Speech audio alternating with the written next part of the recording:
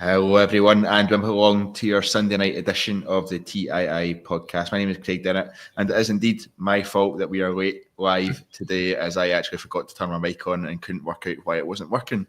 So that gives you an idea of how well my weekend's been going. But thankfully, we have a Rangers win to talk about, and joining me to do just that, we've got JB. How are we doing, JB?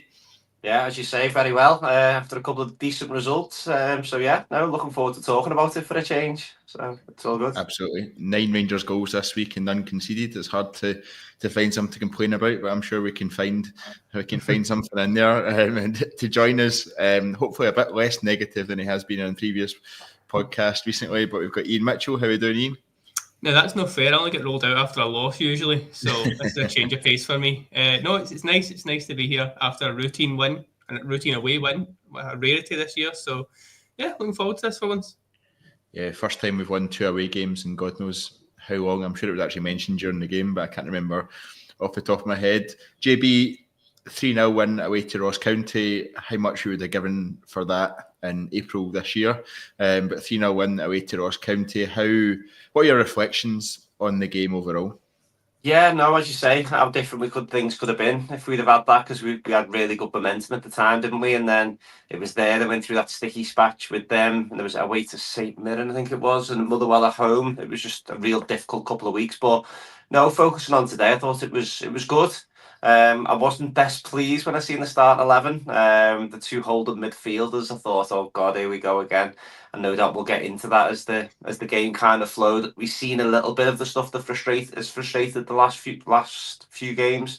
But then on the flip side, can't complain too much. I thought overall you could see the players were just doing enough at times. But the fact that we got the 3 goals, could have had a few more, then yeah, no, all good. Managed to rest a few legs as well ahead of Thursday and Sunday that's coming up as well. So yeah, we'll keep it as really positive, because as I say, we've had plenty of things to be critical about over the last few months.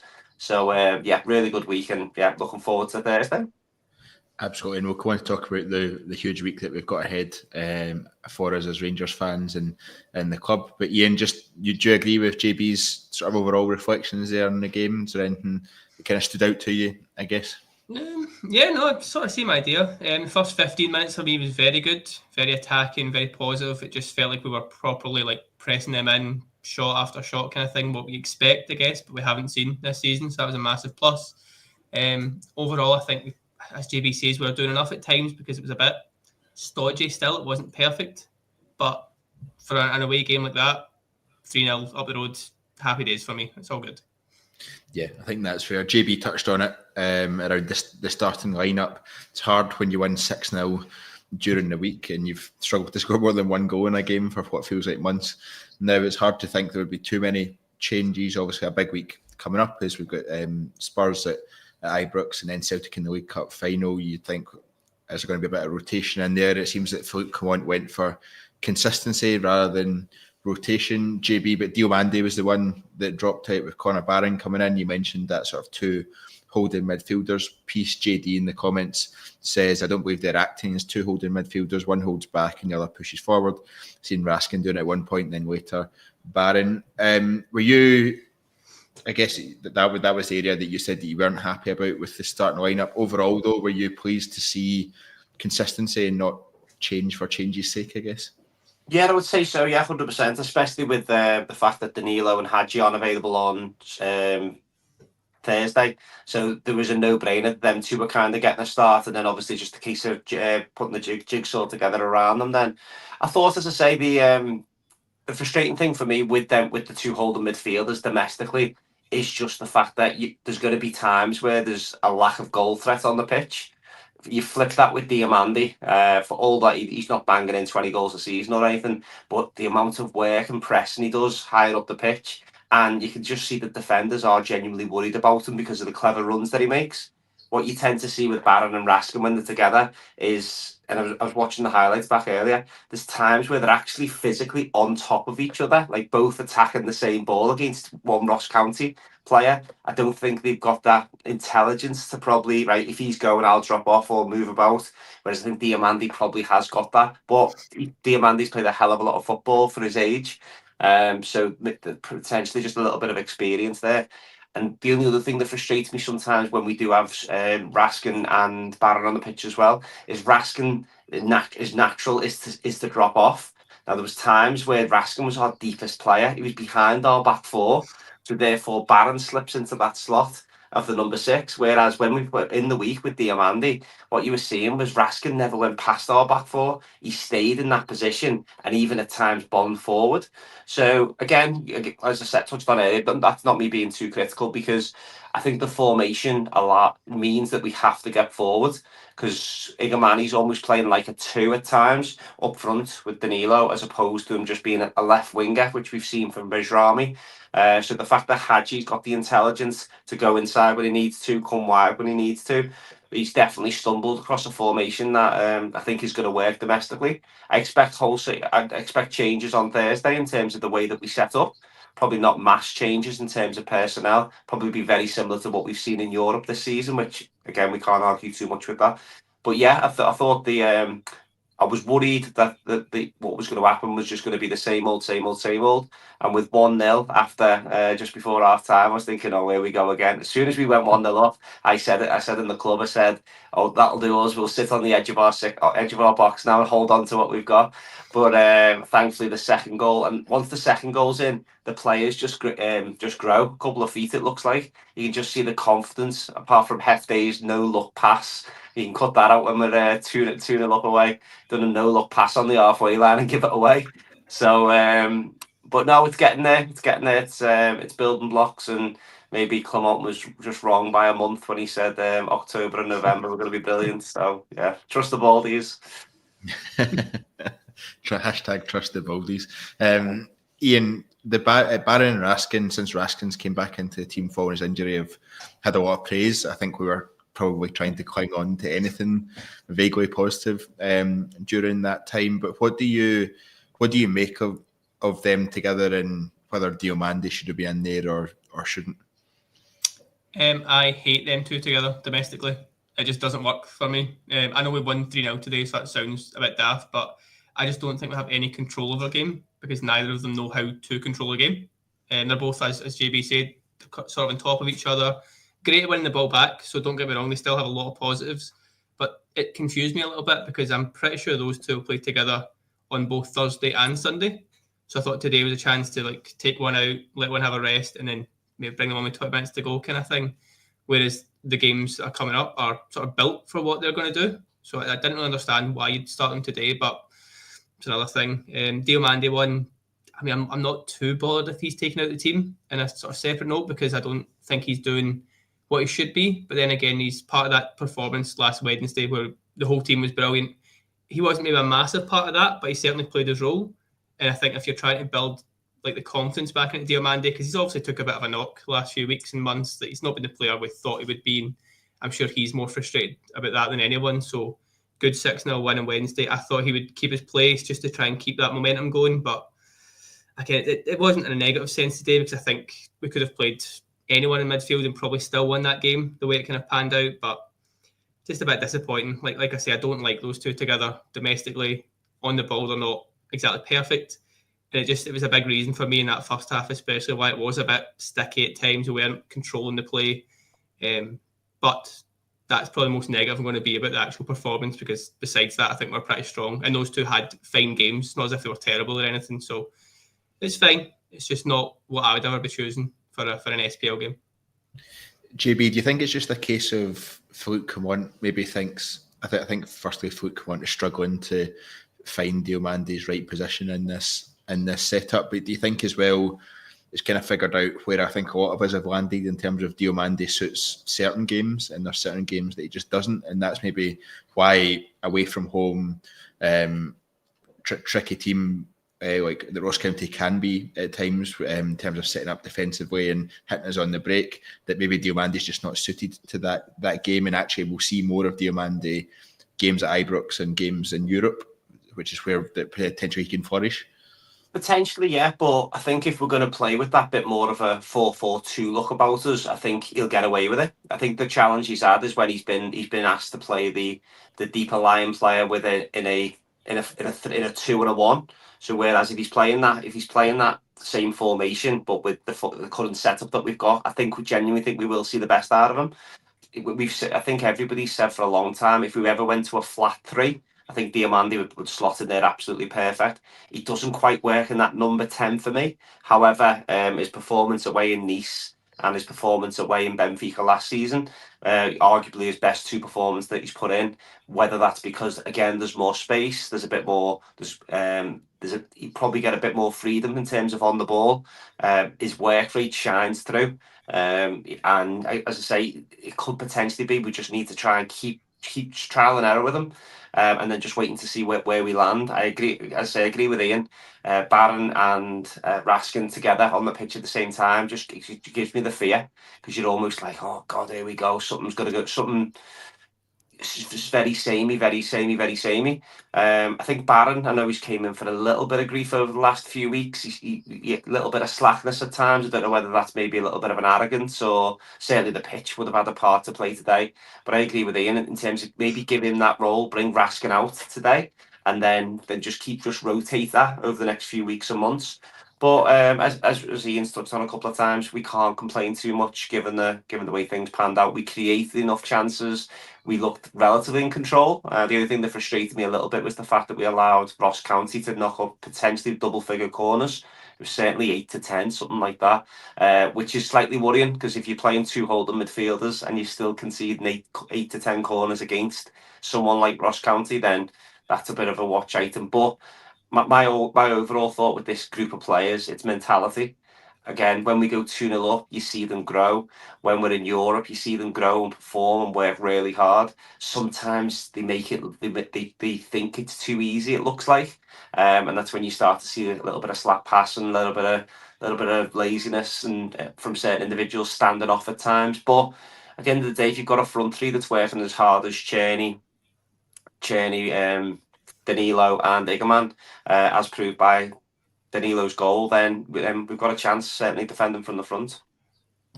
Yeah, I'll come on to talk a bit about the number of chances Ross County kind of got and how that was a bit too easy for them. But before I do, Ian, I think just you touched on it briefly that the first 15 minutes were really positive, and then we seemed to drop off until we got that second goal. Why do you think that happens? Is it a case of, right, we've got a first goal, we can settle down a bit and ease our way into the game? Because we didn't really create very much between the first and the second goal. I can't remember many chances at all. It felt like we were on fire for the first 10, 15 minutes and then just fell off. That's obviously happened in games before recently as well, where the first 10 minutes have been really good and then it's been really turgid stuff from there onwards. Why do you think that is, and why do you think the players struggle to keep that going?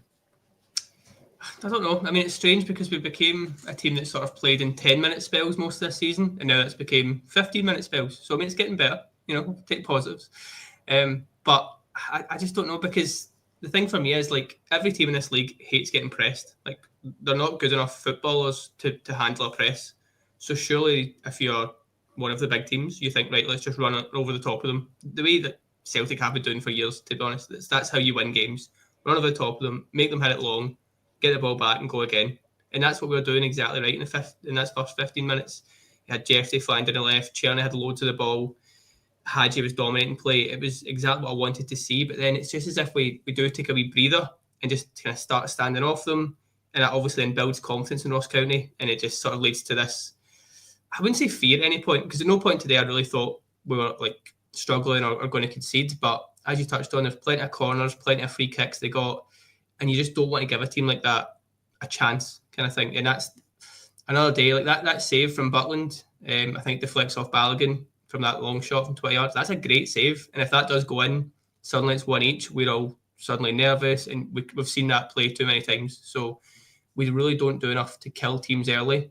And as JB touched on, that second goal today was when everyone took a breath, fans and players, and just thought, right, we're fine now. Let's just relax and settle into this. But it shouldn't take a second goal to do that. It should take that first goal and then go again, then get the second. Whereas, as you said, that period from like 15 minutes to 40 odd minutes, I can't remember very much happening at all. It just became a very sloppy, slow game. And yeah, you can blame the pitch, and the pitch did look terrible from afar, but I still expect a bit better from the sort of calibre of player we've got against Ross County there.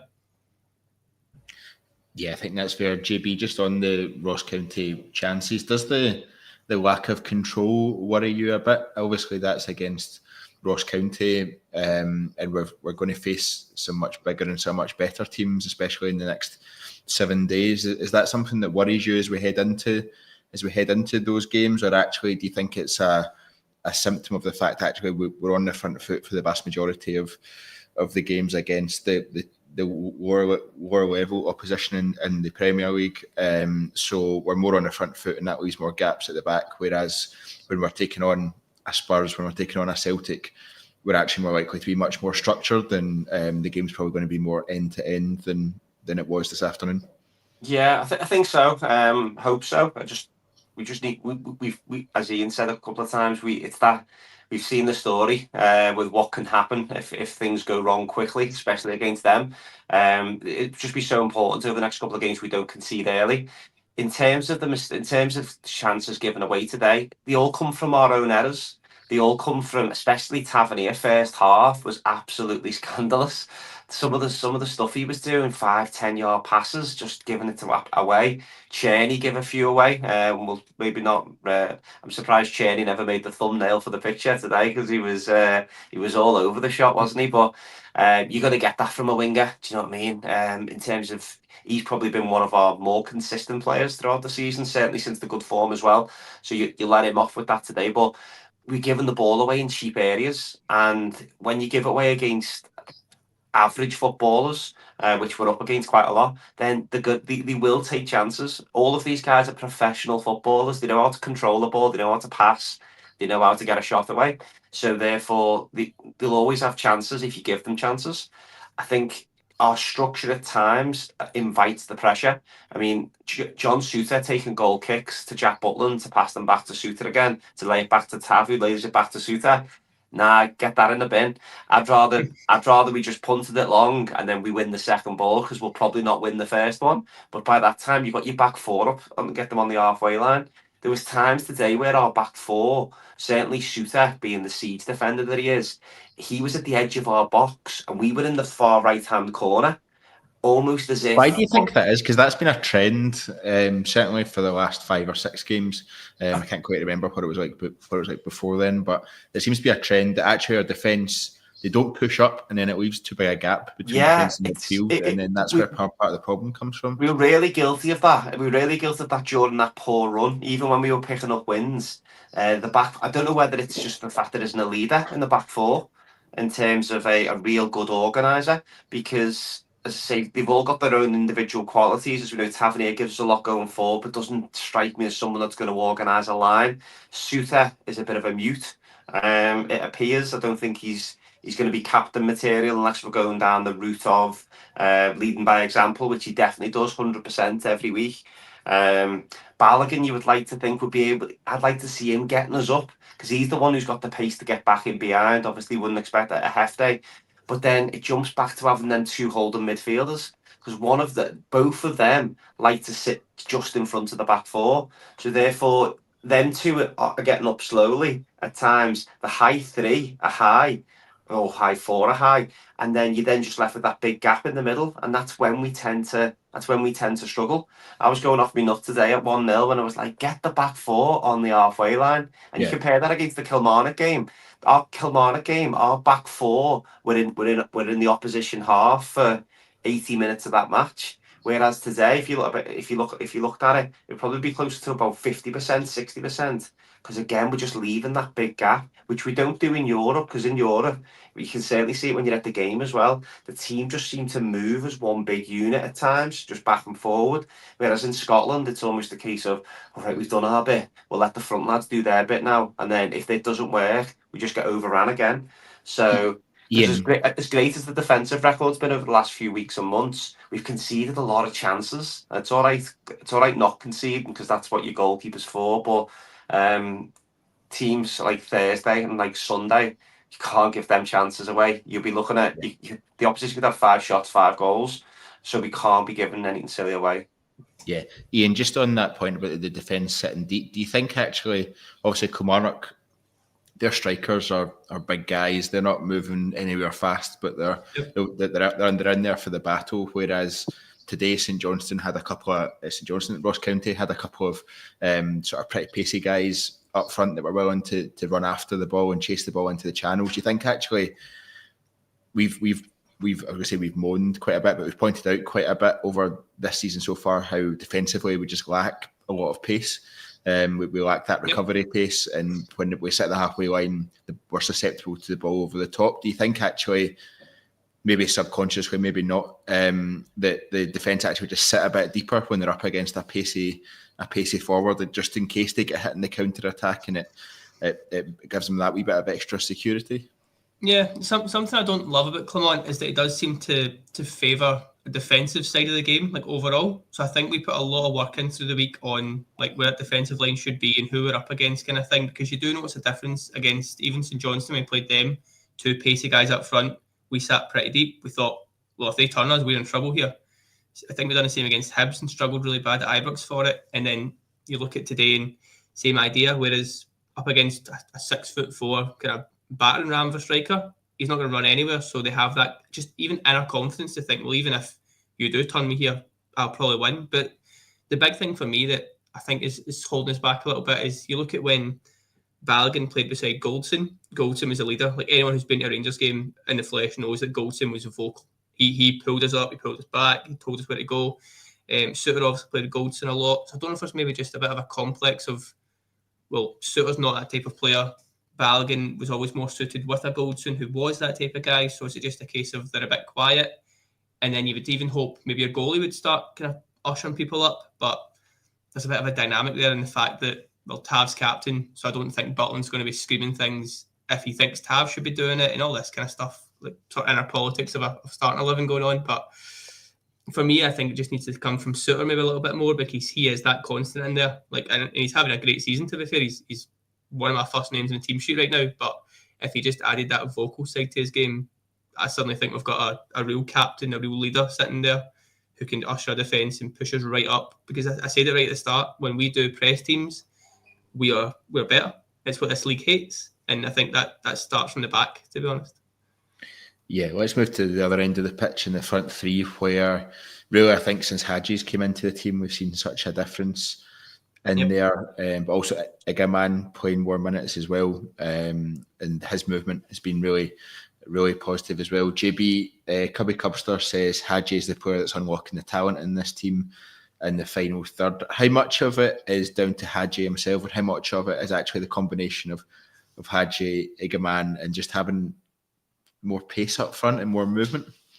Yeah, I think it's a bit of a perfect storm at the moment in terms of the slight change in formation, the confidence, what Igaman's movement. Again, let's not turn this into a Cyril Dessers bashing because it's his birthday. Happy birthday if you're watching. But it's almost a case of we haven't had movement for 2 seasons up top, and a lot of that has been due to the setup that we've had. I've said loads of times, Dessers actually works really, really hard, but he makes pointless runs. He does pointless pressing, and by the time we need him to actually go and press a genuine chance, he's knackered, he's done in. And that's probably why he misses so many easy chances, or he's not in position to score easy chances, because he's wasting his time running about. Whereas the structure that we've got now seems to allow us to be able to, we look more comfortable in a press. Someone like Danilo, that goal he scored, as turned around and said to my dad today when we were watching goals that Danilo scored, he scored double figures of career goals where he does that. He closes the keeper down. But what you do need, if he's going to do that, you need everyone to be doing that in that front line. Whereas there's been times where you've seen Dessers do it and nobody kind of back him up because they're probably thinking he's just not going to get there. Whereas if you've got that confidence that your front man, you know what, he's going to push this, he's going to push this, he's going to push this, then that's the style we need to play. We've said it so many times. The amount of goals that get conceded, especially against them, by unforced errors. And if you look at Lawrence Shankland's goals last season, it was just down to defensive errors. And so we just need to get that mentality. But you need confidence to be able to play that style of football. You've only got to look at Tottenham. So Tottenham, when they're flying and they're playing that high press and the style, they look fantastic. But then you watch them today in the second half, or you watch them against Ipswich the other week, or Bournemouth, they just look like a completely different team, as if, oh my God, this doesn't work. We don't believe in what we're doing. But when you see them against, as I said, the likes of Man City and a couple of other big games this season, you go, oof, they're unplayable. So that's the mentality we need to get. And hopefully, on the back of some good performance and good wins, players starting to return, players not guaranteed starting jerseys as well. I think that could be so important for us over the next few weeks, because if we were going into these two games probably 4 or 5 weeks ago, we could name the 11 without any danger. Whereas now, you're probably, instead of saying there's going to be 10 of the 11, you're now probably saying, you know what, it's going to be more like 8 of the 11, because he might potentially do something a bit different. He might potentially go Ridvan for Hefty, Ridvan and Hefty on that left-hand side potentially. So he's starting to look at things a little bit different, which is super positive for us all. Yeah, I think it's interesting as we go into these next couple of games, because I've consistently said that Philippe Clement needs to do it in the big games, which he's not shown he can do so far.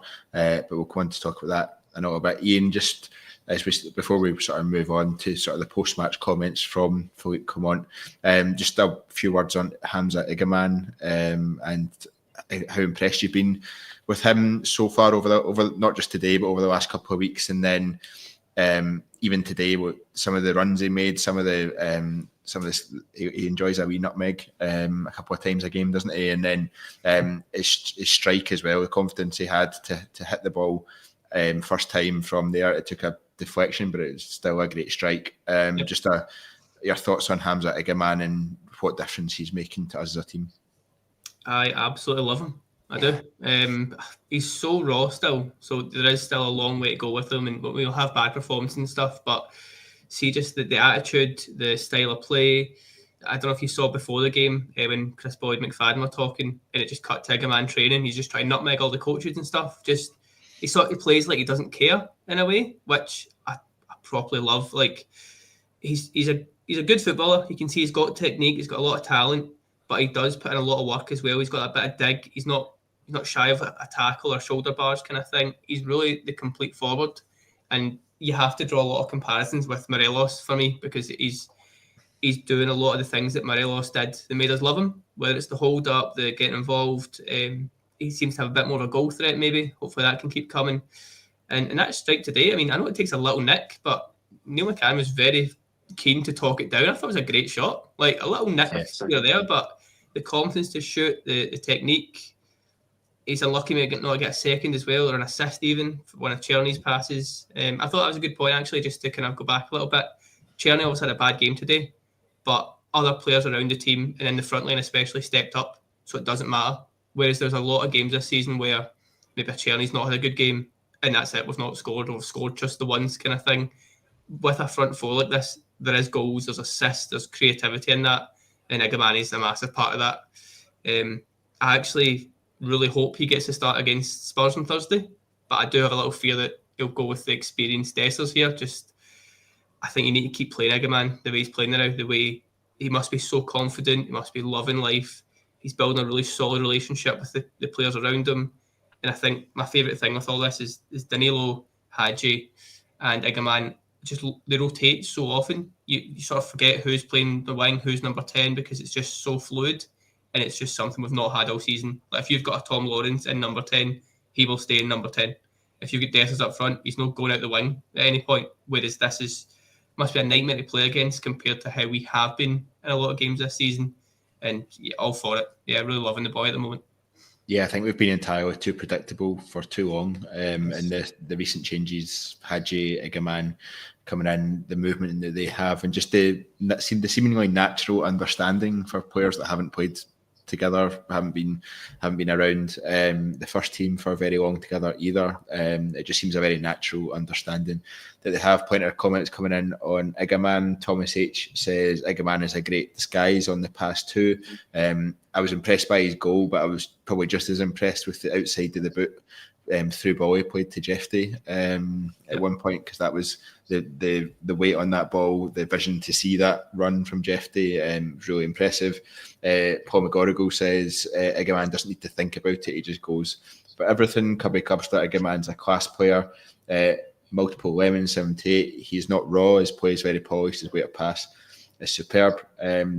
Thomas H says he's more like a young Rooney. than Buff. Take that, that's better. JB, you can probably comment on that more than us, given your Everton winnings. Mm-hmm. Yeah, no, I wouldn't quite go that far. Actually played against Wayne Rooney, but that's another story. Yeah, he's just got a little bit of everything, hasn't he? I think he's got that. He's got a lovely touch. The one I loved was against Kilmarnock. That one he cut inside from first half, left onto his right foot. He done like a little flick around the corner and put it just over the bar. That was just real quality. Do you know, like I know somebody in the comments said then he's not particularly raw. I think he is really raw in terms of some of the stuff he'll try and do. He's going to frustrate the life out of us. There was one on Wednesday where he volleyed it. I think it ended up at the back of the Copeland rear. You know, he just swung at it, and you're like, wow. And even that one today is when it's been laid off. I don't know whether it was just the illusion of the ball. I thought it was going over the stand, and it just seemed to just pick up momentum. I know it took a little nick off the defender. I agree with Ian in terms of I thought Neil McCann was on a real downer. I think Neil McCann's at the moment trying to play the anyone everyone card, and he's trying to be everyone's best pal, as opposed to what he's been like when he's on Rangers. Whether he's just, I don't know whether he's been jibbed off Rangers TV and he's got a cob on or something. Because he just seems to be very, very negative, very, very pessimistic. Chris Boyd can't hide what he's thinking, which I always do like. But we've seen it over the years, haven't we? How people change. I think Ali in Europe at times can be a little bit negative. After watching the extended highlights of the Nice game, I couldn't believe some of the way he was giving Bejrami a right royal slag, and the fact that a number 10 who's slipping in at left wing to do us a favour isn't a natural backtracker. I think he at one point said it was disgusting, and I was like, "Now, mate, chill out. 3-0 up." But yeah, no, I think it's he's just one of them players that you just can't help but like, especially when we're winning and we're doing well. There was a couple of games where I thought, oh wait, there he's in the wrong move here. I was at the game Dundee United away when he come on, and I was like, that's it. We've signed Pele, like he's the future Ballon d'Or winner and stuff. And then the next couple of games after that, I thought, oh, actually, I think the romance might be over here. But no, he's definitely he's only going to get better, I think. And it might just be another Phil Clement back in the Baldies again. Might be in terms of saying we mightn't be able to afford him next season, because he's starting to put together one hell of a highlight reel. So yeah, let's wait and see. But no, long may it continue, and I look forward to seeing how he steps up on Thursday. Because I think he'll just go into that game just absolutely. He'll just be so raw in the fact that he'll try things that, you know what, a experienced player probably won't try. He'll try nutmeg Porro or one of the big centre halves or something, or Young-Min Son. He'll just do stuff off the cuff, as opposed to, which we've been guilty of at times, of doing things as they should be done. I think that's why we loved Alfredo, because he just did the impossible at times. The way I remember in Porto away, the way he battered Pepe for 90 minutes, and you're going, wow, okay, maybe he's not going to be a world beater, but the stuff he can do on the night, we might have just stumbled across another one of them. I actually think he's got more to his game than what Morelos had when he first came. If anyone remembers Alfredo Morelos' offside runs in that first season, was absolutely horrendous. He seems like he's got a little bit more to his game in that, and a couple of lovely touches, and especially in the second half, his hold-up play was brilliant and brought a couple of people into play. So yeah, long may it continue. Absolutely. I think it obviously took him a while to get his first goal for the first team, but I think as soon as he got that against FCSB, he's not looked back, and he's absolutely flying this moment in time, and long may that continue. JB, I was going to say a couple of weeks ago, I can't remember if you were on the podcast or not when we spoke about it, but we looked at the fixtures in December, and we actually said we've got a really good league run between through December until we reach the Old Firm game. Pretty much, we've got a run of games where we really need to put together some positivity. We need to get some wins, and at that point, I think we were 9 points behind Aberdeen when we were speaking about that. Obviously, the last 4 games: Nice away, St Johnstone away, Kelly at home, Ross County away. 4 wins on the bounce since that Dundee United game at Ibrox. How important is it that we continue that run, and how is it? I was going to say, how sad is it that we're happy to have won those 4 games in a row when you're looking at you're looking at St Johnstone away, Kelly home, Ross County away, and you're delighted that you came through them with 9 points from 3 games. Yeah, was that for me or Ian? Sorry, was that for me? It's for you, JB. Yeah, sorry. yeah, sorry, mate. Yeah. Delighted. Yeah, I think it's almost a case of we got to a point, I think, where we were looking at games and we were making teams better than we were making teams sound better than what they were. We were worrying about fixtures that we shouldn't be worrying about. We shouldn't be worrying about going up there today. We should be going up there today and worrying about how many we're going to put past them. We need that mentality back. That's the mentality. And when you've got that mentality, teams collapse. If we'd have gone 2-0 up there after 10 minutes, that could have been another 4, 5, 6, or 7 today. But again, we still just a little bit guilty of giving teams hope. And at 1-0, they've always got hope. Even 2-0, I think teams in Scotland have got hope because they're not going to change the game. If 2-0 down, they'll play till the 80th minute and go, right, we're going to just throw everything at you now. We're going to throw the kitchen sink at you. And unfortunately, we've seen that movie too many times where the team has just collapsed. So I think what we need to do is keep getting the wins, because there'll be times where you'll use the phrase, "Oh, it's a win like champions" and all that nonsense. But that's fine if it's a blip. Whereas what we were getting used to winning 1-0. And I think I don't think the manager could quite get his head around the fact that we're winning. So just chill out a little bit. But we've seen enough to say, if you play like you played the last couple of games, and we win, then we'll be all in with you. And then if we have the odd bad result or the odd bad draw, then as much as we'll hate it, but we'll get it, because we know we're not finished. We're not the finished article. But I think he's got to. I'm hoping he's just taken learnings over the last few weeks, and he's starting to get us a little bit. The fact that he was forced into changing the formation, he was forced into doing things because it just wasn't working, even when we were winning.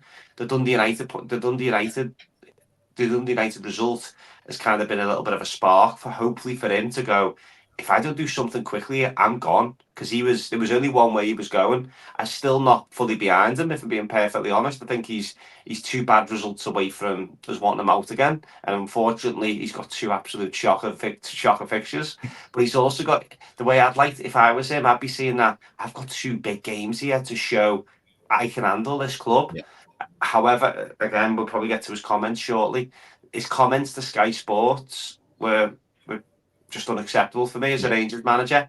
However, I then listened to his press conference, his 10-minute press conference, and it was a lot more balanced and a lot more, that makes sense. But don't bring money into it when you're talking about the oppositions that you're playing. Talk about it afterwards, maybe. That's fine. I know Van Bronk done that infamously, was it in Ajax away?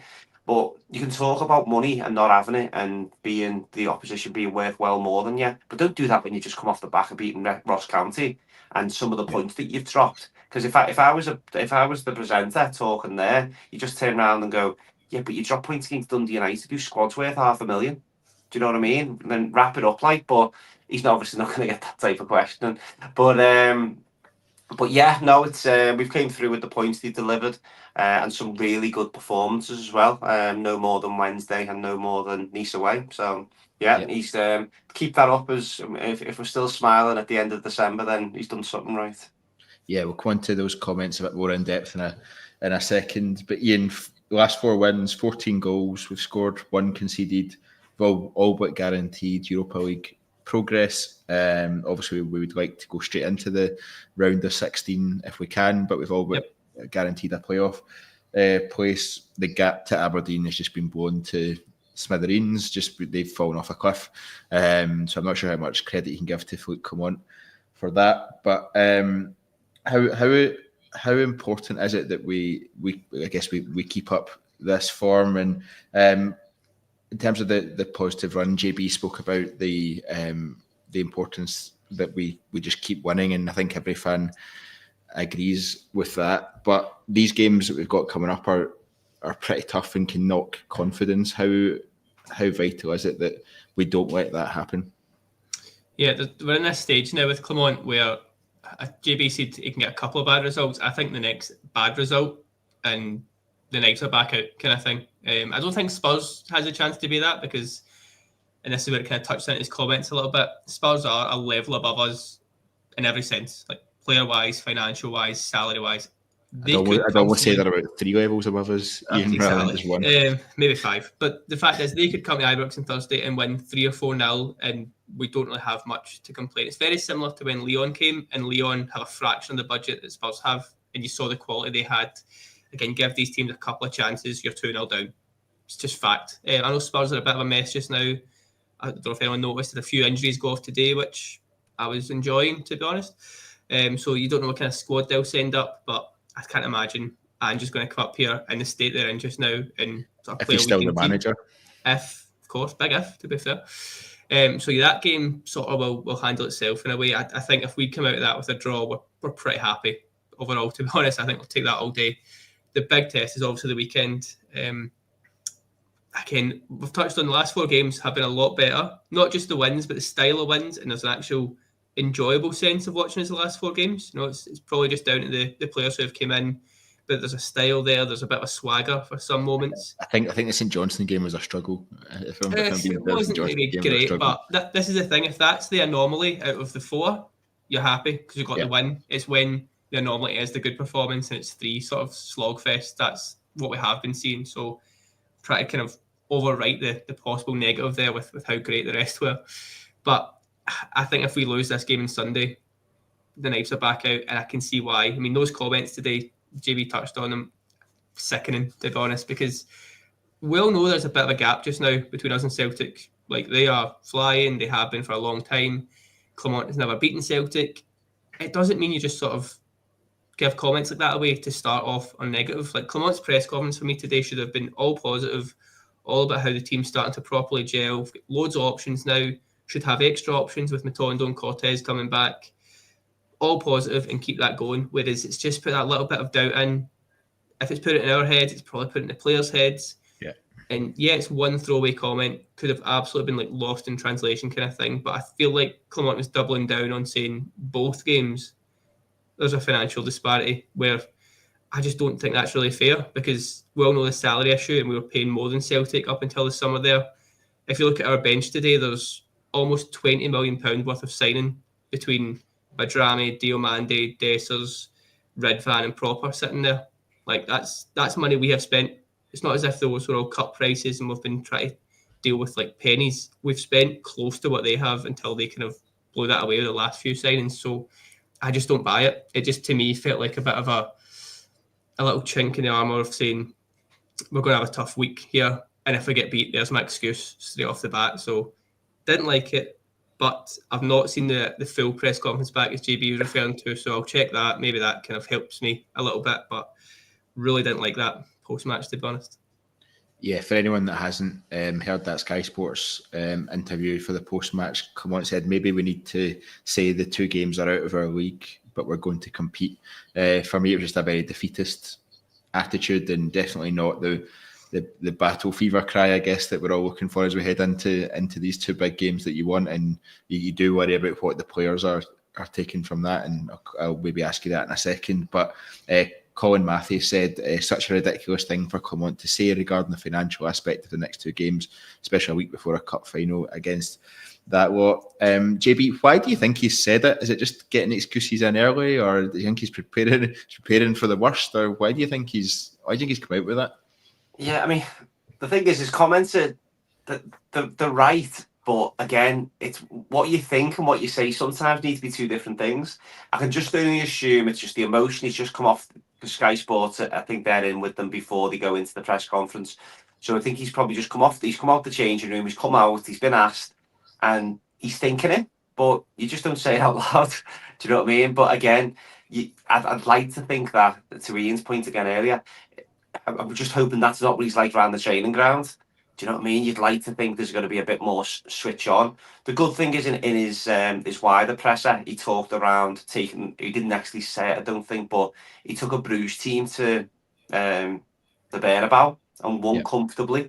So like he will refer to that as if to say, okay, there's a gap here. However, we're gonna give it a right good go. I've got records of teams where we've gone and competed and we've done really well.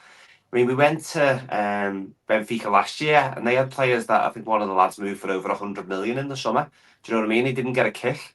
So therefore, we've just got to go on Thursday. We've got to just make sure that, well, the crowd will be with them. As long as the crowd can see that the players are giving it a right good go, and then just see how things land.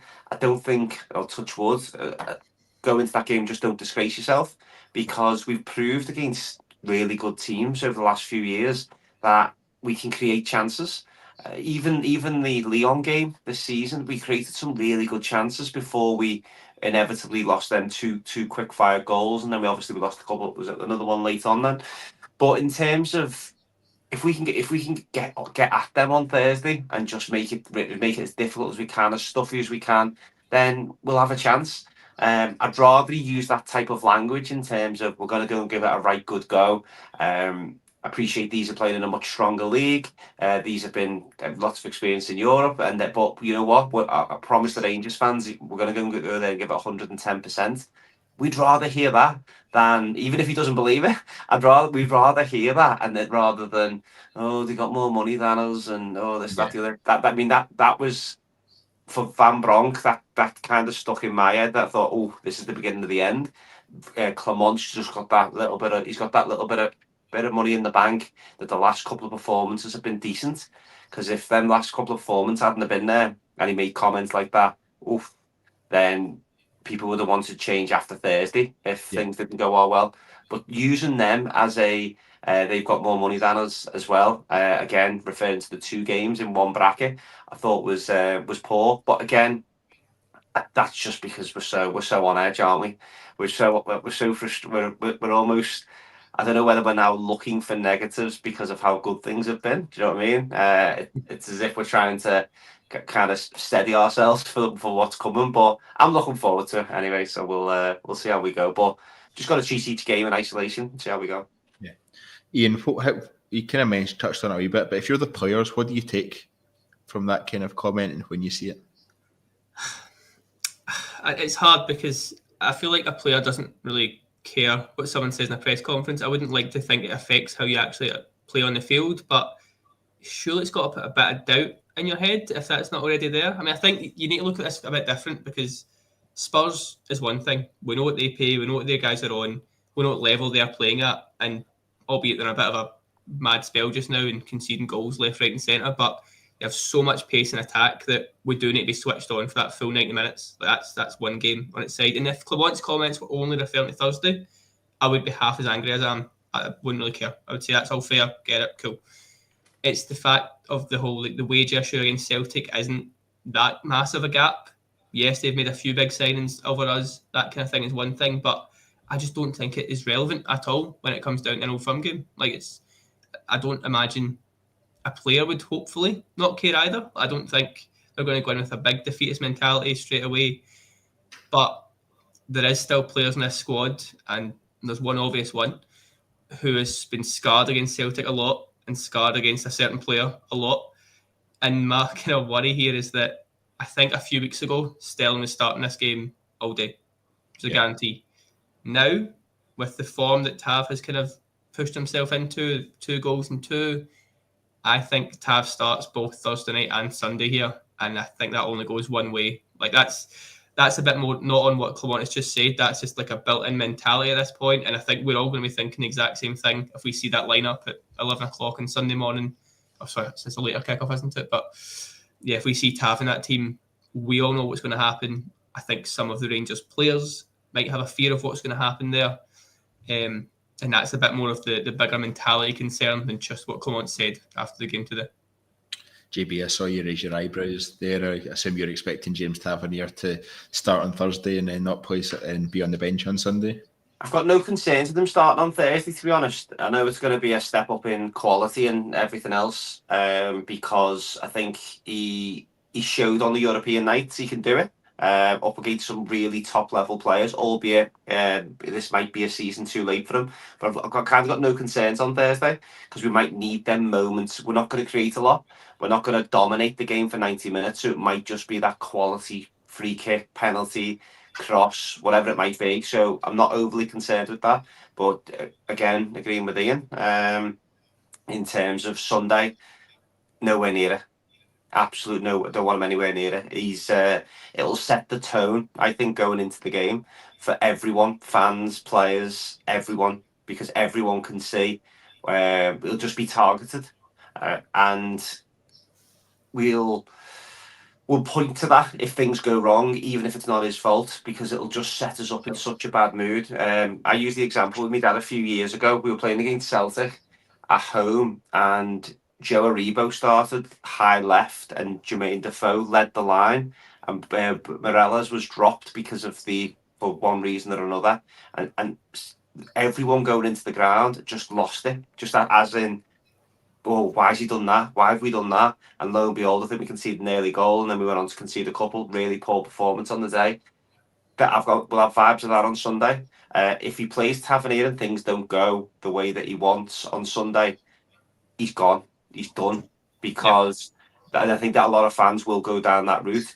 Now, if he plays Sterling and we don't get the result on the day for one reason or another, a bit of a bad refereeing decision, unlucky, a world class strike, then I think the fans could stick with him, because it's almost a case of that can happen. If you think about the cup final where we scored the offside goal a few years ago under Gerrard, the fans could see things were getting a little bit better, and it was like, right, we've given it a right good go. And then did we go and beat them in the December?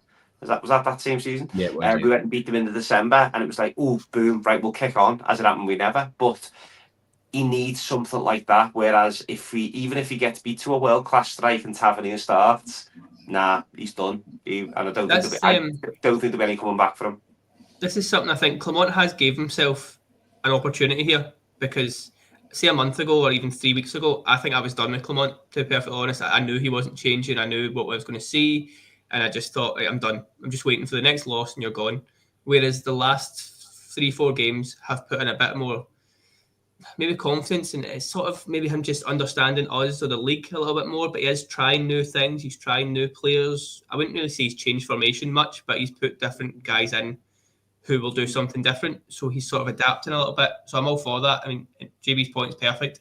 If Sterling plays on Sunday and we don't win, even if it's a Sterling error, it's the team that we would all have picked. So we can't then go, oh, Clement's terrible, he doesn't know what he's doing. Like, we know he's not got the perfect sort of toolkit just now. He's not got the right people in the right places, and he can't, just between budgets and injuries that are going on. So if you then put Tavernier into that, the comments are all showing it. We know it. We know how that game's going to go. And I don't think you can possibly have faith in Clement at that point. I mean, that sounds very harsh after a 3-0 win today, but if he starts to have, we all know what's going to happen. If we then lose, you're going to be calling for his head again. The thing is as well, when we go up against them, we know what they're going to do. They're going to come out absolutely flying on Sunday, regardless of how they get on the week, how we get on the week. We could win 3-0 on Thursday, but they'll still come out flying. So there's a good argument there to say, start with Sterling. Do you know what I mean? Start steady, start solid. And then if the game goes on and we're in it, or we need a goal or whatever, then you bring a Tavernier on, because you get that logic, because you know what? He'll give you more than what Sterling will give you going forward. But to start the game, he's got to use the head, but you've got to hope that the people in and around him are helping him with that. Because Tavernier is going to want to play. He's going to have. He wouldn't be a professional footballer. He wouldn't be at Rangers if he didn't think he was good enough to be playing. So he's not going to be happy with it. But you just had to look at the Sterling's performance away in Nice. He was just so solid and so comfortable. Times against Olympiacos when he come on as well, he just defends really well, and that's what we'll need, especially if he goes bold and he does go with like an Iggerman, a Czerny, and a Danilo against them. He's going to need that solid core at the back. He's going to need us to be solid and tight. Whereas if you throw in another Tavernier in who does offer something going forward, and it was, again, good demonstration of his goal today, scored against the following, scored the first goal on Wednesday, heavily involved in the goal last weekend, then yeah, he'll give you that, but that's not what we're going to need in the first hour of this game on Sunday. Yeah, I think how much of a concern, Ian, I guess, how much of a concern is the fact that when we've had good performances, we saw it on the back of the Nice game the other week, we then go into the game on the Sunday, and it's a tough first 20 minutes, tough first 20-25 minutes, as we seem to just try and get over the the hangover, I guess, from European games. Celtic are playing, I think it's Tuesday night. Celtic are playing this week. We're playing Thursday at 8 o'clock. How much of a concern is that as we head into this, and how should that factor into Philippe Clement's thinking as he looks at the team and who starts? It's a hard one, because I could totally see the point of resting a few players Thursday night, because I think we've put ourselves in such a good position in Europa that a loss shouldn't really matter, in the sense that we're still probably going to get through. It's the problem, a big loss might just dent confidence that much. Exactly. It's a bad risk. I saw people say, "Oh, play the B team, play your Billy Rices and that." Like, that's suicide, because suddenly a 6, 7, 8-0 loss, and you're thinking, "Hey, hang on, we need some help here." So I think there's a fine line to draw there. Like, for example, I don't think Balogun should play, because I think he's so important Sunday. Likewise, I would be playing Tav on Thursday, because Sterling is so key on Sunday, and it just works from there. Like, your guys like Raskin, Barron, Diomande, I think they're all perfectly fine to play the bulk of 90 minutes and then go again on a Sunday. There's a few guys in there you obviously need to manage. It sort of depends again what kind of style wants to play, because we do now have options coming back. I touched on before, Matondo and Cortez are back in full training. You've got the idea of playing both Ridvan and Jeff there on the left, like I spoke about earlier. We have millions of pounds for talent on the bench here between Diomande, Bajrami. These are guys who could feasibly start either game, both games. So there is a good change option there, at least if it's given some guys an hour and some 30 minutes. But I think the big thing for me, and I hope Clement thinks the same, is that Sunday is massive. Thursday is less so, if that makes sense. Like, again, I would hopefully not see Barron and Raskin play 90 minutes each, because they will do a lot of running against Spurs. There's a lot of ground to cover. We're going to play a 4-2-3-1, so we're going to be a little bit exposed against that Spurs midfield that comes up here. Guys like James Maddison, Heung-min Son will be running, and they've got quality. So I don't want to be running ourselves into the ground. And again, it's just a bit of a balancing act. If it's a tight game and you do need to make a kind of bold sub to take off someone after an hour, I hope Clement has the attitude right to do that kind of thing. But we'll see how Thursday's lineup comes out and then go for there. JB, where are your confidence levels at the moment headed into these two games? Where is your head and where is your heart? I guess probably two separate answers, but yeah, how you want to head into them? We've just got to take confidence in the fact that Europe will take care of itself, in the fact that if Thursday night Rangers turn up, we'll be all right. We'll compete. We'll have a chance. Do you know what I mean? Things can go wrong very quickly on Thursday. Do you know, like it can just happen. You've only got to look at the Liverpool game at home. Started really well, and then Scott Arfield put us 1-0 up, and then we look comfortable, and then Connor goes off injured, and it collapsed like a house of cards. I think Salah scored 3 in 7 minutes or something. So things can go wrong very quickly against this opposition on Thursday. But looking forward to it the same. At the end of the day, we can't sit here and say, "Oh, we're a big club and we should be in Europe. We should be in the Champions League club." If we're in the arena to go and give it a right good go, and it's another chance for us to just go and showcase for the players themselves as individuals. If these guys see themselves as, I could take that next step one day. You think about Raskin when he first joined, saying his dreams to go on and play for Chelsea. Well, you know what? Show it on Thursday. Show it that you've got it. And I think a lot of our players that we've got within the squad have been selfish at times this season. I think in Europe you can see they're running further, they're running harder, they're working for each other. They are putting their bodies on the line. Whereas on a lot of the domestic games this season, they've been really poor. And again, that's probably because a scout from the Premier League is probably not that interested in terms of what you're doing at St Johnstone on a cold Sunday afternoon in front of three empty stands. But what these European games, Calvin Bassey, perfect example. No one's caring that Calvin Bassey had a good game against Motherwell. Do you know what I mean? They were there for his European final. They were there for the semi-final. They were there for that European run. So the players have got to know that and shop with that. So it's shop window time for them. And then on to Sunday, we just need to go into it and just remember that these aren't world beaters. Do you know what I mean? They're a good side. Let's not kid ourselves. Are they better than us? Probably man for man. Yes, they probably are.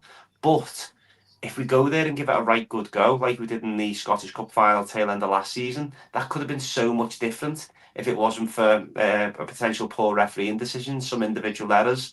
then I actually think if you start to put the players together now, playing the way that we're playing, there's an argument to say we're not a million miles away from where we were last season. They've only really brought in Engels and Trusty, who I think are good players. You know what I mean? They're not, but I don't think that them two are taking them to the next level to where they were next year. And this is the same team that collapsed last year. Unfortunately, we never put our foot on the throat. We let them back in, because one thing's for certain: there's no fan base that will turn on their own like they do. Do you know what I mean? So we just need to make sure that we put pressure on them on Sunday and hopefully take what chances that we get and see how we go. That's my mentality going into the next 2 games anyway. Yeah, I think a lot of people will share that mentality. We've just passed the hour mark, so I think we'll round it off there for the podcast. Thank you very much to JB and to Iain for joining us. Thank you very much, everyone, for listening. If you enjoyed the podcast, please do drop a like on the video. It helps us massively. Please remember to subscribe to the TII YouTube channel or wherever you get your audio podcast from, whether that's Spotify, Apple Music, or anywhere else. It helps us massively, but it also means that you won't miss out on any of the content we've got coming up. We'll have a podcast on Wednesday. We'll can even further ahead to the Spurs game, and we'll be discussing the pre-match press conferences there. Tommy and I believe, will be at the Tottenham game and with a live post-match reaction, and then it'll be all looking ahead to Sunday and the League Cup final from there. So make sure you subscribe so you don't miss out on any of that. But thank you very much, everyone, for listening. Until next time.